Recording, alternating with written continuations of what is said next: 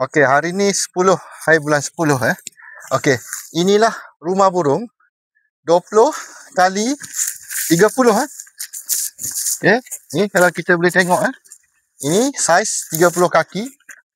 Okey. Ni setingkat lah. Okey, rumah burung ni kita gunakan teknologi solar. Okey, yang ni nampak boleh tengok CCTV solar, kameraman pusing belakang. Sebab di sini di dalam hutan kita gunakan teknologi. Maknanya di sini tiada TNB. Jadi ni lampu ni pun kita guna lampu solar. Nampak? Kameraman boleh nampak lampu solar ni?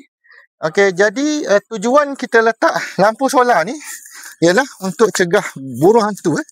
Bila dia nampak cahaya, burung hantu pun takut. Jadi lampu ni dia tahan sampai pukul 5 kalau ni beli yang watt besar lah. Okey. Jadi rumah burung ni pun kita gunakan solar. Sini dalam hutan ni tak ada api tu nampak. Okey, ni apa ni? Papan solar yang dibuat oleh kameraman kita. Jangan pakai. Yang ni dibuat oleh kameraman kita lah. Nampak? Okey. Ini memang ialah atas usaha dia. Saya nak ucapkan terima kasih. Sama-sama. Okey. Jadi kita round sini Ni kita okey, semua lapang kat sini. Jadi bila lapang itulah jadinya apa ni, rumah burung ini jadilah di sini.